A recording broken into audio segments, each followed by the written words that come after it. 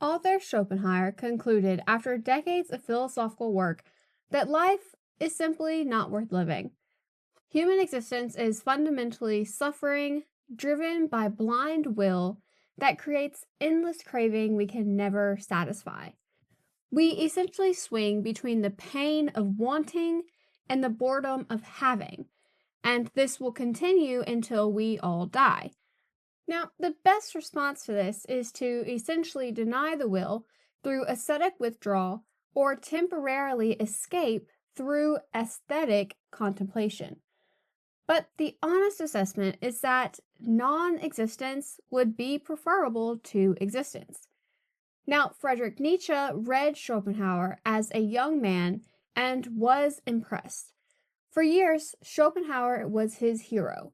But Nietzsche eventually came to see this pessimism not necessarily as profound honesty, but instead a weakness. That, yes, life involves suffering, but Schopenhauer's response, declaring that life was not worth living, was failure of courage. The strong response is to affirm the pain, to say yes to life, including its suffering, to love your fate, and to will the eternal recurrence of your existence exactly as is. If life isn't worth living, then why try to improve it? But if life is worth affirming despite the suffering, then you need courage to face reality while still saying yes. Now, this is part one of a two-part series examining their opposed responses and exploring which is more honest and fulfilling. Essentially, pessimism versus optimism. And in part two, we'll see why both extreme positions fail when tested in reality. So, to start with pessimism, Schopenhauer's philosophy starts with a metaphysical claim. Beyond appearances, reality is will, blind, purposeless striving with no goal or meaning, and just an endless sense of craving. Now, for humans, this means that we are driven by desires that we didn't necessarily choose, pursuing satisfactions that will never last for the long term. We want something, and the wanting is painful, and then we finally get it, and there is a brief sense of satisfaction. But then that wanting sets in, and we experience boredom once again. And so, either way, there is suffering involved. Life is essentially swinging between suffering and boredom. When wanting what you lack, you suffer from deprivation. When you have obtained it and desire is satisfied, you suffer from boredom because satisfaction eliminates the striving that gave life direction. Each satisfaction is just temporary absence of pain rather than a genuine positive experience. And even certain pleasures are negative because of how they affect our health or our mental well-being. So either way, you can't win. New desires emerge or boredom sets in. And the only escape is temporary, but will always return. And not even death can solve this problem of will, because it will continue in other forms. Maybe there is no justice or meaning to the suffering or any redemption for the life that we faced of just endless temptation and pain. Just endless, meaningless living. And given this, coming into existence is a misfortune, because non-existence would be preferable to this endless loop that we cannot get out of. The best we can do is minimize will's hold on ascetic practices by reducing desires, withdrawing from worldly pleasures, or denying rather than satisfying our wants. The honest assessment is that existence is suffering and non-existence would be better. But Nietzsche does not agree with this. Nietzsche initially embraced Schopenhauer. Here was a thinker who rejected religious consolations and faced reality without illusions. But gradually, Nietzsche saw Schopenhauer's pessimism not as strength, but as a pure and utter weakness. Schopenhauer's pessimism declares that life is not worth living, and advocates withdrawal. Now, this is revenge against life because life does involve suffering and doesn't give us what we want all the time. But this is resentment, the weak person's revenge by devaluing what they cannot handle. And Schopenhauer could not handle suffering, and so he declared that it proves life is not worth living. And this makes a pessimist maybe feel superior. But Nietzsche argues that this is just weakness. The strong person faces the same suffering, but responds differently. By affirming life anyway and transforming suffering into fuel for strength. Nietzsche's alternative isn't necessarily optimism, but he does agree that suffering is real. Where he breaks from Schopenhauer is the response to the stimulus. Instead of declaring that this proves life isn't worth living, Nietzsche says that this is simply what life is and that you have to affirm it anyway. That even if your life includes suffering, loss, pain, and failure, you have to affirm it because it is still your life. And saying yes to life means saying yes to all of it. Nietzsche's test is eternal recurrence. Imagine living your exact life infinitely many times, exactly the same way forever. Would you still want it? If this horrifies you, then you're not affirming your life.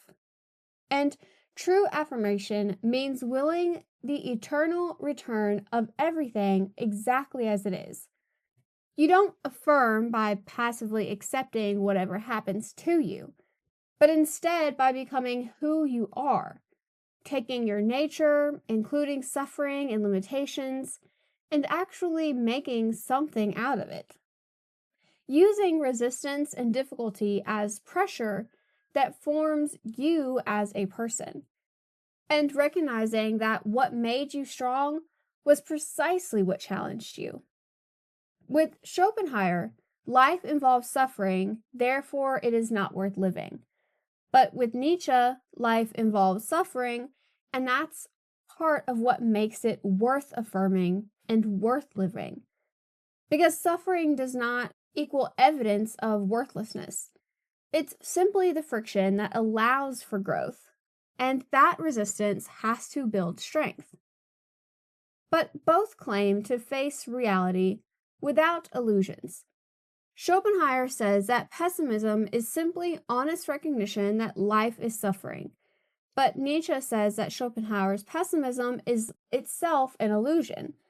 Now, neither response is completely dishonest or wrong, but Nietzsche's response is that Schopenhauer is selectively honest. He's honest about suffering, but dishonest about what it means. That life also does involve genuine joy and accomplishment, growth, love, beauty, and strength. Schopenhauer treats these as insignificant compared to suffering, as mere relief from the pain rather than positive goods. This evaluative framework, which treating suffering as fundamental and joy as derivative, is a choice not forced or formed by facts. You could just as easily say that life involves both suffering and joy, and suffering doesn't negate everything positive. Schopenhauer's pessimism requires deciding in advance that suffering outweighs everything else.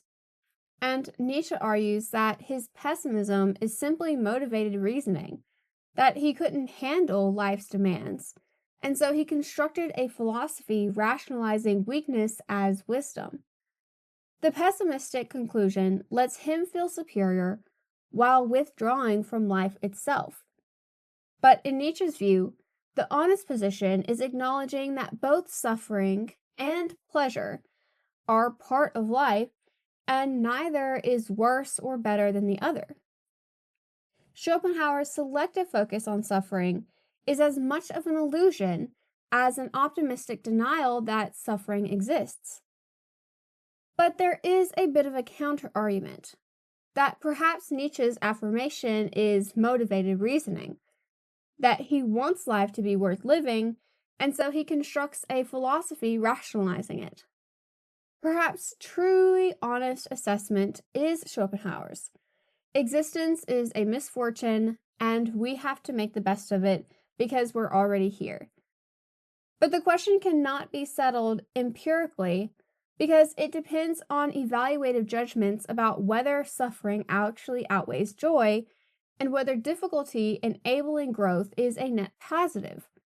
But by simply accepting that life is not worth living and withdrawing from it completely, Nietzsche saw this as the worst outcome, where essentially it is a living death where we have withdrawn while still biologically existing.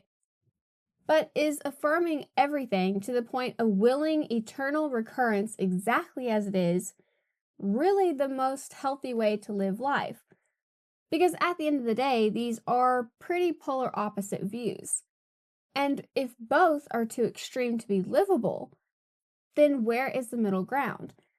What if pure pessimism leads to paralysis, while pure affirmation requires strength that most people simply don't have and may not need? What if the response, and the more honest response, is neither declaring that life is worthless or affirming everything, but something a bit more nuanced? So, in part two, we'll examine what happens when these positions are tested in real extreme situations and why both might actually fail, and look at a middle path that acknowledges suffering while maintaining that life can be worth living, not through Nietzschean strength that affirms everything, but through what Viktor Frankl called tragic optimism and what Admiral James Stockdale discovered as a prisoner of war, that combining unflinching realism about present circumstances with faith, then you can eventually prevail. So, with that said, thank you guys so much for watching, and as always, don't forget to like, comment, and subscribe, and I'll see y'all next time.